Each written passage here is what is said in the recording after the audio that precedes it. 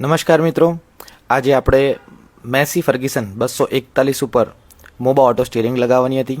કસ્ટમરે મસ્ત તૈયાર કરી રાખ્યું. શરૂઆત આપણે સ્ટીરિંગથી કરી. સ્ટીરિંગથી શરૂઆત એટલા માટે કરવાની કે કદાચ સ્ટીરિંગ ખોલતી વખતે તમને કંઈ ટૂલ્સમાં કે પુલરમાં કંઈ તકલીફ પડે તો એનું સોલ્યુશન પહેલાં આવી જાય. જનરલી યુનિવર્સલ પુલરથી ક્યારેય કોઈ તકલીફ પડતી નથી અને સ્ટીરિંગ આરામથી નીકળી જાય છે. સ્ટીરિંગ નીકળ્યા બાદ આપણે તેમાં એડેપ્ટર લગાવ્યું. એડેપ્ટર લગાવ્યા પછી મોટર હોલ્ડર ક્લેમ્પ લગાવ્યો.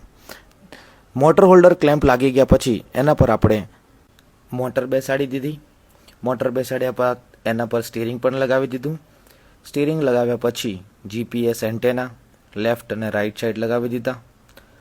એન્ટેના લગાવ્યા બાદ આપણું ટ્રેક્ટર થઈ ગયું તૈયાર. અરે નહીં, ડિસ્પ્લે તો બાકી જ છે. ચાલો વિશાલભાઈ ડિસ્પ્લે લગાવી દઈએ. અત્યારે મેં ક્લેમ્પ લગાવી દીધો અને અમારા કલીગ વિશાલભાઈએ ત્યાં ડિસ્પ્લે પણ લગાવી દીધી અને તરત જ વિશાલભાઈએ ફ્રન્ટ એંગલ સેન્સર પણ લગાવી દીધું. બધું લગાવતા રાત થઈ ગઈ હતી. રાત થઈ ગયા પછી પણ આપણે ટ્રેક્ટરના ડાયમેન્શન લીધા અને સિસ્ટમમાં લાગી દીધા. આપણે કસ્ટમરને કહ્યું ચાલો આપણે કેલિબ્રેશન કરી લઈએ, તે પહેલાં સાથી જોડાવી લઈએ. કસ્ટમરને 30ની જાળીએ ચાસ પાડવાના હતા. આપણે સાથી જોડાવી અને નીકળી પડ્યા કેલિબ્રેશન કરવા. ખેતરમાં બે સ્ટેશન ઊભું કરી આપણે કેલિબ્રેશન સ્ટાર્ટ કર્યું. કેલિબ્રેશનમાં જુઓ સ્ટીરિંગ એની જાતે જ એના પેરામીટર સેટ કરે છે. આ કેલિબ્રેશન થઈ ગયા પછી આપણે એક હેડિંગ કેલિબ્રેશન સેટ કરવાનું હોય છે, જેમાં ટ્રેક્ટરને 2 કિલોમીટરથી વધારની સ્પીડે ચલાવી ખાલી શરૂ બટન પર ક્લિક કરવાનું હોય છે. સિસ્ટમ તેની જાતે જ ટ્રેક્ટરને સીધું ચાલવા માટેના જરૂરી પેરામીટર સેટ કરે છે. હેડિંગ કેલિબ્રેશન ગણતરીના જ સમયમાં પૂર્ણ થઈ જાય છે. જુઓ કેલિબ્રેશન સફળ રહ્યું.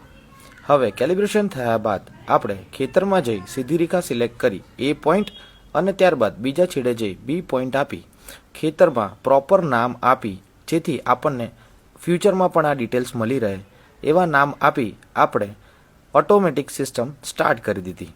જુઓ એક જ બટનથી સ્ટીરિંગ આપણું ઓટોમાં થઈ ગયું ને. હવે સિસ્ટમ એની જાતે જ આપણે નાખેલી જાળી પ્રમાણે કામ કરશે. સ્ટીરિંગ એની જાતે જ ફેરવશે. ક્લચ, બ્રેક, એક્સેલેટર એ તો આપણે જ કરવાનું હોય છે, પણ હા તમારા ચાસ જરૂરથી પ્રોપર પડશે.